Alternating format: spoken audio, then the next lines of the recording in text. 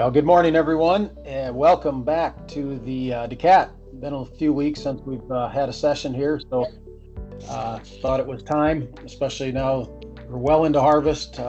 Always things to talk about, but especially now we're starting to see some harvest trends and some yield results. So do want to talk a little bit about that, but glad to have you on. Jim McDermott, agronomist in Spencer. And Dustin Rennert in Spencer as well, just right up the road from Jim. So not next door neighbors, but a couple blocks away. And straight down 71, I am in Lakeview. I am Nora Schultz, so I'm the TA down to the south. All right, now that we've got everybody introduced, we'll jump in. So start off like we usually do with a trivia question and then talk about some of the trends, and certainly are welcome for group participation on some of the trends and things that anyone else has seen. Some of the current topics, especially disease impact, obviously that's been a huge one since about the middle of July. Starting to get a feel of impact. Don't have a lot of yield results yet directly related to that, but I think we're certainly seeing the effect. Ear molds been fairly widespread this year.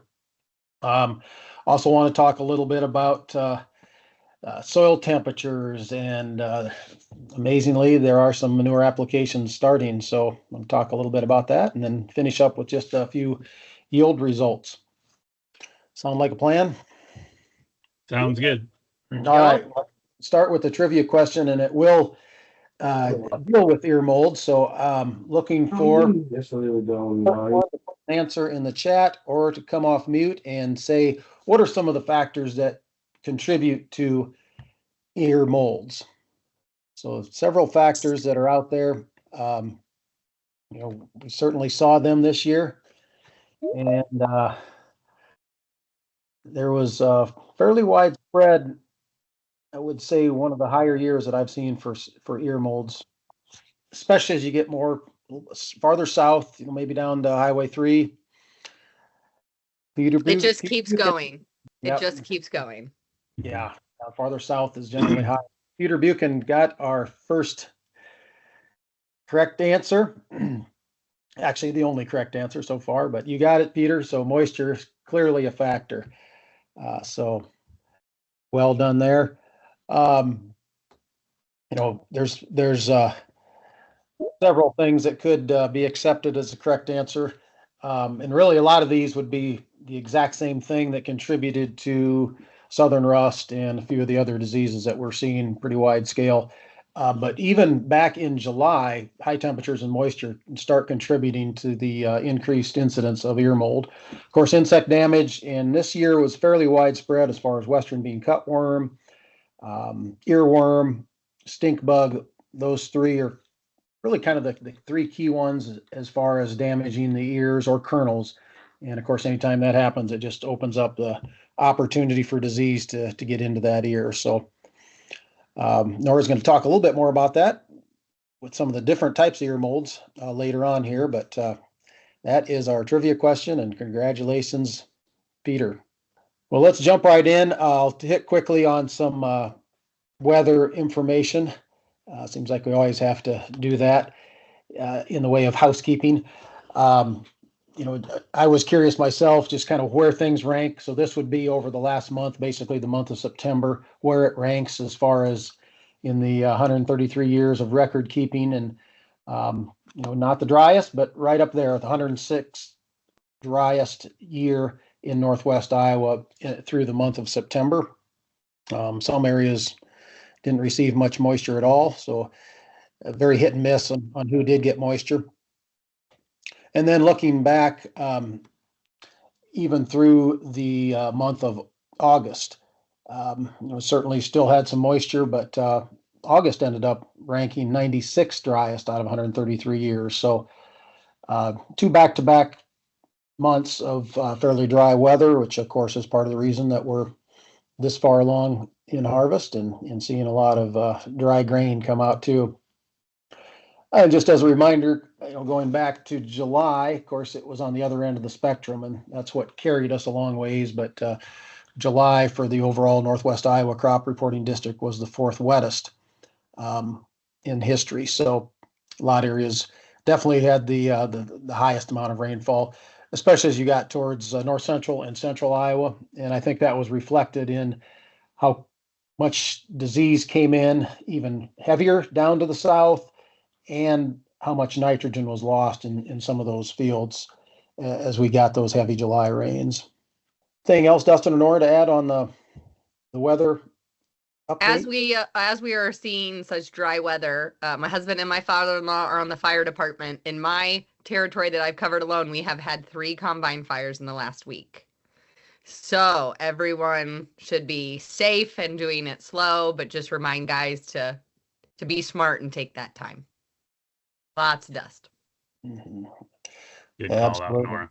Yeah. Well, let's jump into a little bit on the current topics. Some other things starting to show as far as harvest trends. Dustin, you want to jump in and start a little bit on maybe some of the things you're seeing?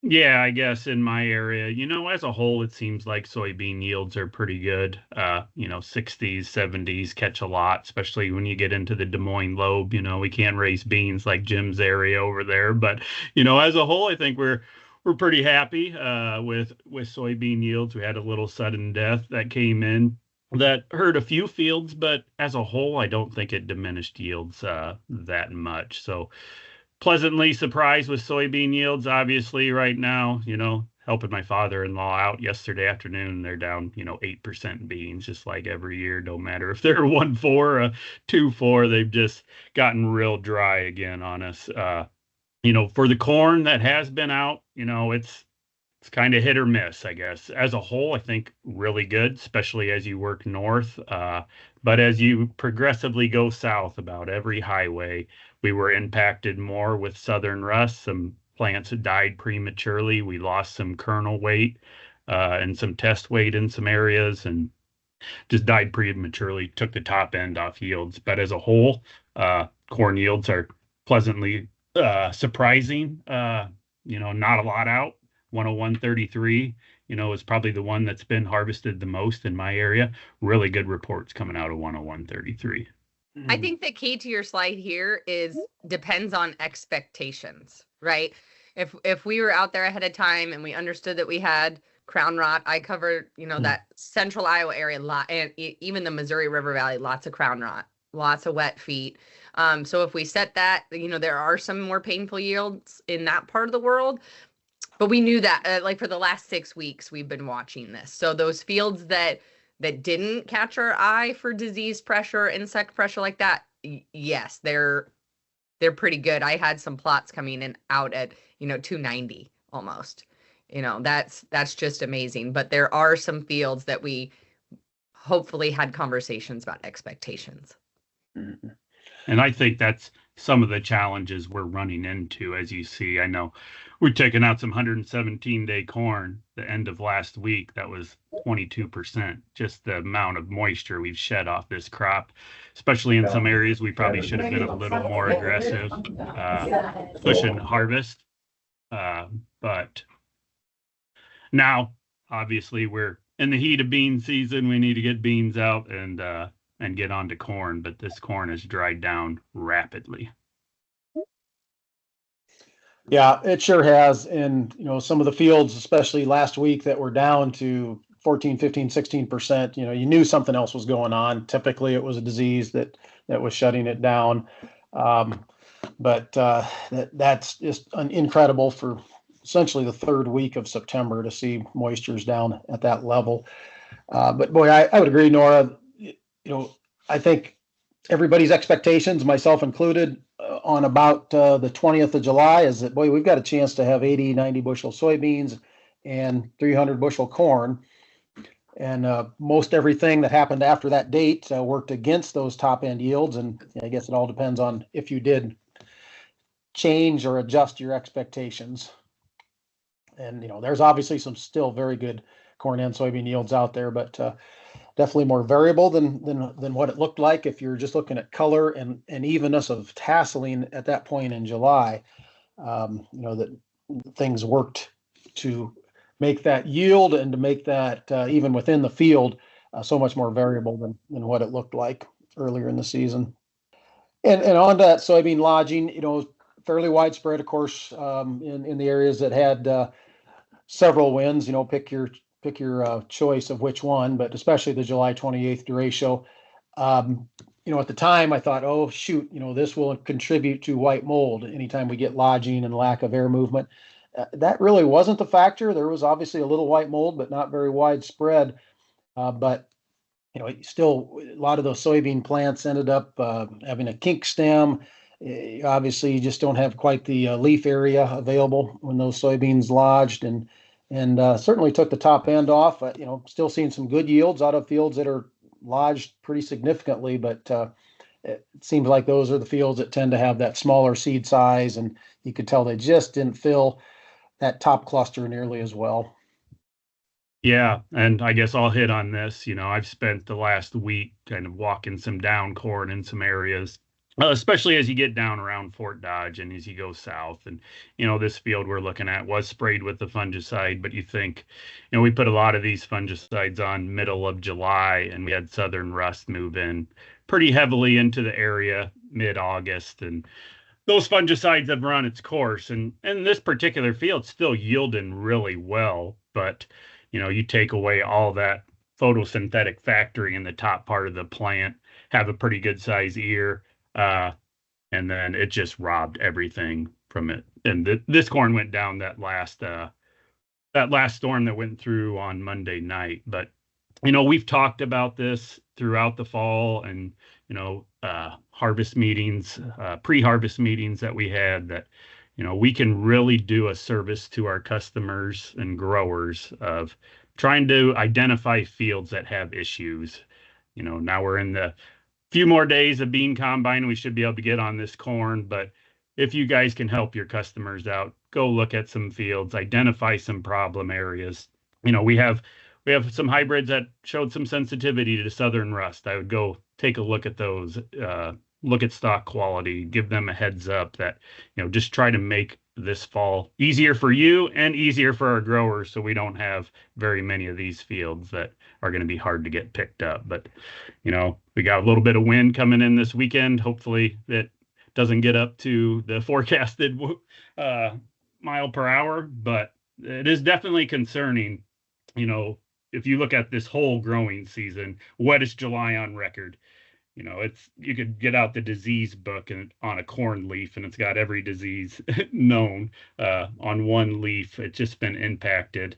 And then pretty good yields as well, maybe some nitrogen loss, some crown rot, just a little bit of everything going on in these cornfields, that we really need to identify these fields that need to be pushed up in the harvest schedule. Yeah, great points. And yeah, that's something that with the limited amount of the growing season left, it can be very important to identify those fields. And, obviously southern rust has been the talk ever since late July. But sometimes we kind of forget exactly what it's doing. And even though we had decent moisture late season, sometimes you just lose the ability to handle stress when you've got another stress, in other words, the southern rust stress on top of that plant. Just as a hard time being able to be efficient plant, even with water uptake. By the book, yield losses are as high as 45%, and it remains to be seen if that'll be the case. We've got some real good trials, and I'll show some pictures here in a minute of some fungicide trials that we'll have out. But I think the potential is there, even on some sprayed fields, to have some huge yield losses from southern rust. And along those lines, been talking about some of the hybrids to watch. Picture I took yesterday, you could step into any field and find a leaf exactly like that, or browner. A lot, kind of hard to find the ones that still have some green, where you can do at least a better job of identifying exactly how much southern rust was out there. But 105, 33, and 35 are ones kind of at the top of the list as far as more susceptibility to southern rust. A few of the other hybrids too, and there are some differences even with the ratings or even with the hybrids rated the same. Sometimes if you've got some good stay green, just some overall plant health late season, that does help you weather the storm, so to speak. And 110-10 and 114-14 42 and 43 are a few products in my mind that at least have that better stay green that can kind of help them fend off the disease late season. So I think one point that one conversation we're having in our part of the world is when making a portfolio for seed next year, some of these products that have a little bit less tolerance just need to be part of the conversation because they are such high yielding, right? They fit in some areas that we don't really have something that has great tolerance. So something to think about when you guys are placing it is, guys that are really concerned about southern rust, is there an opportunity when we're choosing hybrids that have a lot of high tolerance? Do we put those in areas that maybe we can't come back and spray easily? We have terraces, we have a neighbor that maybe doesn't agree, we have a town nearby, things like that. Maybe it's wet, something like that. But these hybrids that have really high yield potential that do respond to the fungicide, like that Jim is going to show coming down, let's put those in some fields that we are pretty sure we can come back and make a second application if we need to, because that's the big learning that we've seen this year is we just can't give up. And Randy Dowdy had a big talk about how us Northerners just gave up and stopped making applications. I kind of took personal offense to it, but I mean, he's not wrong. That's the big learning is we need to be able to mentally be prepared to pivot. And one of those abilities to make that easier is to pre-plan some of these products. So I just wanted to drop that in as we're starting to make placement and seed conversations. I think that can be part of it. Yeah, I want to piggyback a little bit on that. Obviously, growers are starting to make decisions for next year and what to plant. And, we never want to go off one year, but last year, we thought it was an anomaly. We're not going to see southern rust again. But now, second year in a row, it needs to be part of the conversation. But we can't let our growers go one way too far one way or the other. We can't let them be planting all susceptible hybrids to southern rust, but we can't just pick out, plot winners that held some plant health that showed some resistance to southern rust. We need to manage that appropriately. It needs to be part of the conversation, but let's not go swing the pendulum all one way that we're going to just throw out some of these high yielding products that have been good for us for many years, that they still need to be a part of the package, but we can't let them be open to all sensitive hybrids planted as well in 26. Yeah, great point. And really all those same comments apply to Goss's wilt, making sure that we've got a diverse mix of products. Some it just depends on your risk level and depends on, what type of pressure you've had in the past. Obviously this year with more stripped up leaves, it's proving to be a very high Goss's wilt season. But yeah, you kind of have to make sure that you're using your selection criteria not only with Goss's wilt and southern rust, but really the whole gamut of everything else that goes into those hybrids, especially on the agronomics and yield.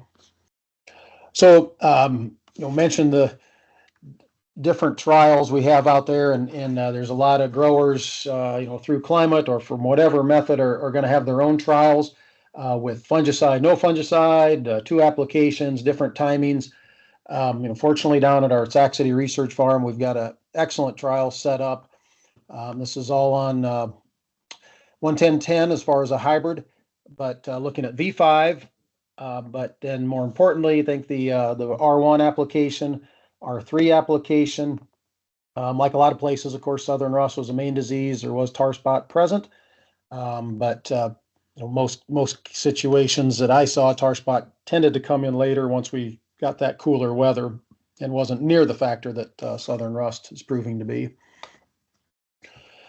So aerial shots and, really kind of just a setup at our post-harvest meetings, we'll go through the yield data on this, but at least now we have some visuals and, a little tough to see, but you start looking at areas in here that did get 2 shots. This would be the R1 followed by the R3.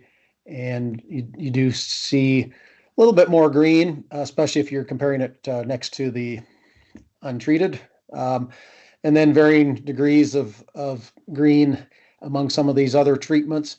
Probably gets a little bit more easier to see when you start looking up close. So untreated, and here 32 days after application, you're starting to see southern rust come in.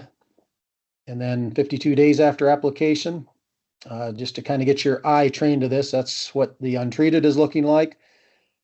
And then jump into the one shot of 8 ounces at R1, kind of the standard treatment. Looks very good on the close-up. A little more stay green, of course, than the untreated. And then jump to 10 ounces, and these different rates, higher rates, I think is something that really we're starting to see more of. And obviously when you see this kind of increased stay green, you figure that's going to translate into yield. We'll know more here in a few weeks, but pretty dramatic difference. And then jumping up to that Cadillac as far as the one treatment, 12 ounces, looks very clean on the leaf, and again, a very intact plant. And then the R3 application, that's been a question mark. So, with southern rust coming in late, tar spot coming in late, do the late applications look better compared to what we normally do? Visually right now, you would say no. You're seeing a fair amount of southern rust that did get established earlier before that R3 application. Decent stay green, but still not quite as good, especially as compared to those higher rates at the R1 timing. The 2 treatments don't have the close-up of, but I think that one, an aerial shot looks as good as anything. As people look at fields, take drone shots, anything that had 2 applications looks pretty impressive right now. I personally haven't really had enough yield results to comment on that. I mean, anecdotally, I've heard some fungicide versus no fungicide, 30, 40, 45 bushel type responses. But it's early yet to really pinpoint exactly what type of response we're going to see. But I think we all know there's going to be some tremendous responses. I guess the take home for me, Jim, on these is, we always talk about fuller rates with herbicides, lengthen that residual. And that's where my head goes with these fungicide applications. We had several growers, do some 2 applications, and we even had some questions if they need to make a 3rd application. And we need to know with these new class with SDHI and strobe, you can't make more than 2 sequential applications. So you'd be off label with the 3rd application of a Delaro Complete. So we need to think about upping these rates. You can spray 12 ounces, 24 ounces for the year. So instead of, a 3rd application, we just need to be thinking about upping these rates. Yeah, absolutely. And, this is kind of related, but jumping into a topic that also comes up a lot this time of the year. I think we have all seen or heard of the studies. Purdue study a number of years ago showed pretty good yield loss, and not considering harvest loss, but just phantom yield loss of upwards of 0.6 to 1.6% yield loss per point of moisture. It's pretty significant. Another study from UNL really didn't show much. So I think it's a hard one to really get your head wrapped around exactly what's going on. This year, again, with the amount of rapid dry down we saw, with the amount of disease pressure, I think those are the type of years, or those are the scenarios where you have a higher chance of seeing that phantom yield loss. When we go from 25 down to 15, 16% in a matter of 5 days or a week's time. I always like 22, 23% moisture as far as a sweet spot, all things considered, between harvest loss and potentially phantom yield loss. I know some fields are well past that. Not much we can do about that, but I guess it's always something to keep in mind, and especially as you kind of see some of these early plots.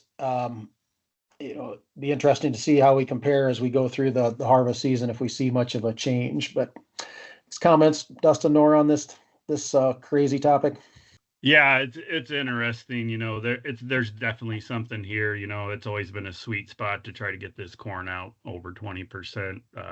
I know growers, especially with the commodity prices, don't like to put gas on it, trying to save some money. But it's really easy to dry corn when it's 85 degrees instead of trying to dry corn late in the season, which guess we're probably not going to have a whole lot of wet corn the way it looks, especially with 90-degree temperatures coming in this fall. But between, this phantom yield loss and then just mechanical loss as you get sub 15%, header loss and everything else. So. Well, let's jump into our ear and kernel rots, which I think, Nora, especially you're seeing more as you go south into your area. I've been in some fields that unfortunately they looked like walking through a textbook. So the amount of insect damage and potentially even some hail damage on some of these fields with some really, areas of historical strong storms. We are seeing amazing levels of ear rot. I put these 5 on the slide. Eagle eyes might notice that I did leave off aspergillus. I really, and you guys can disagree with me or agree. I think given how much moisture we are seeing, I don't think that aspergillus is going to be our pathogen of the year. So I focused on the ones that I have seen this year. With aspergillus, it's claim to fame being aflatoxin. So I have seen ears of all 5 of these rots in my territory this year. Each one has slightly different coloring, texture, places on the ear that can help you identify it. These are all, I thought, really great pictures that kind of told the story for each one of these ear rots. The interesting one that I've seen this year is this trichoderma. I don't actually know how to pronounce it. I've only ever seen it in books, never really talked about it. And I have seen more of this bright blue-green mold than I've ever seen. I had to look it up. I had to send an ear in to double check. So this picture here was found in between Harlan and Denison. I thought that was interesting. So our warm, humid, foggy conditions have led to this. Like Jim said, we've had a lot of insect feeding, lots of western bean cutworm as you get to Interstate 80. Also stink bugs. We even had some high rootworm pressure that damaged the tops of those ears, some late corn earworm, all sorts of little buggies. And so then those fog days that we got, the moisture just sat in these ears and they've just kind of festered like a cut that hasn't been cleaned out. So when Dustin was talking about harvest prioritization, if you're noticing high numbers of ear rots in growers' fields, please call that to attention as something that should be harvested sooner rather than later. Guys that have livestock, each one of these pathogens has a different toxin that may or may not be associated with it. Diplodia and trichoderma do not have pathogens or toxins related to it, but some of these other ones, Fusarium, Gibberella, if you have some livestock guys, there's some conversations about palatability and feed quality that we might want to have. And so it's just about having that value added touch point, making sure guys know what's in their fields and they can plan accordingly. Maybe these products need to go right to town instead of being stored, but you need to go find them first. So crunchy corn walking, everyone's favorite thing this time of year, right? Hey, Nora, on the side of the nutrition of that for livestock, they're just heavily recommend that these guys talk to their nutritionist, and there is some different binders that they can feed that will allow them to feed this in a safe manner. So just make sure they got a good touch with who their nutritionist is. Yes, and that will depend on each farmer and the level. I've had some guys that just say, nope, I'm not touching it, but that depends on the farmer, and that is why you guys are out in the field knowing exactly what they need. But yes, there are binders in management to help with some of these concerns. So I know we're backing up on time. So if anyone has questions about ear rot, we'll have the newsletter for this week for the Southern team had all the details. Give me a call if you have anything specific. Jim and Dustin can get that out to their guys. But the next conversation, Jim alluded to it and I saw it myself. Manure applications have started hard and heavy. When beans are out and it's dry, guys are wanting to go. Soil temps are very warm right now. And I understand that some of these pits might need to be emptied, and that's one battle we're fighting. But when we're applying large amounts of manure because we can, and we're banking on that nitrogen being there come next crop season, I think we need to have some realistic expectations. The soil temperatures are above 70 degrees. I really like this image here on on my screen, it's the left. I'm not sure if it flips for anybody else, but this is the rate, the relative nitrification rate. So the rate at which those bacteria in the soil are converting our nitrogen to a leachable form. These warm soil temps, do you see how high that curve is? We need to have realistic conversations that nitrogen might not, or probably not, be there come next season.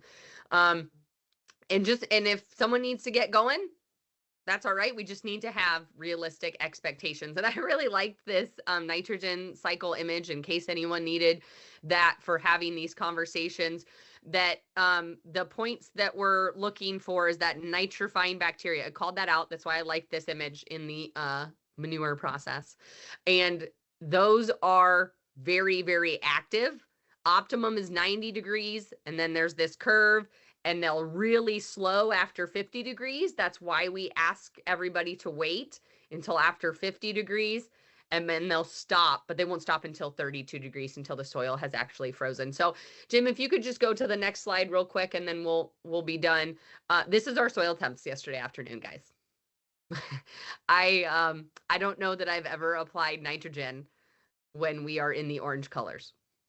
So just wanting to call that out.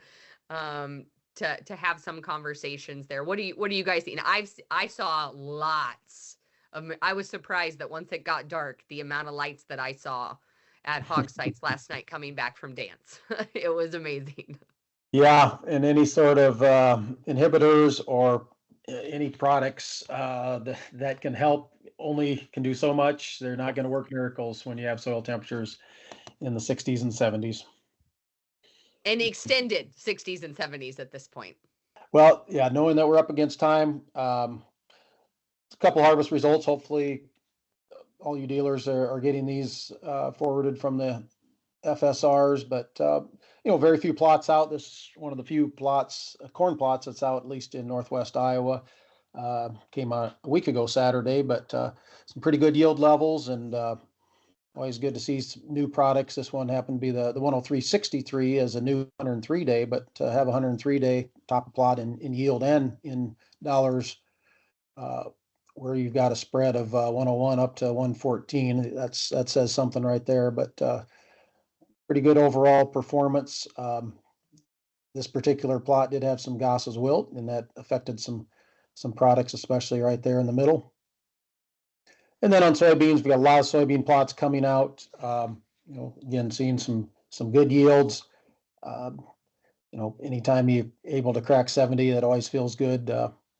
So far, from what I've seen on this new 22 XF6, that has looked very good. Always like to see the 23 XF3s. Is a nice combination right in that early group 2 maturity. And that is where we wanted to wrap up, as I know we are slightly over time, but appreciate everyone being on. We certainly can stay on if you have questions or comments or other things to mention. I guess Dustin or Nora, anything else that we do need to cover? No, appreciate everybody taking the time to attend this morning, and have a safe harvest. Stay hydrated. Certainly a key point. All right, we'll send out the slides, and hopefully for those of you that are CCA can get your half credit in crop management. Thanks, everyone. Take care. Yep.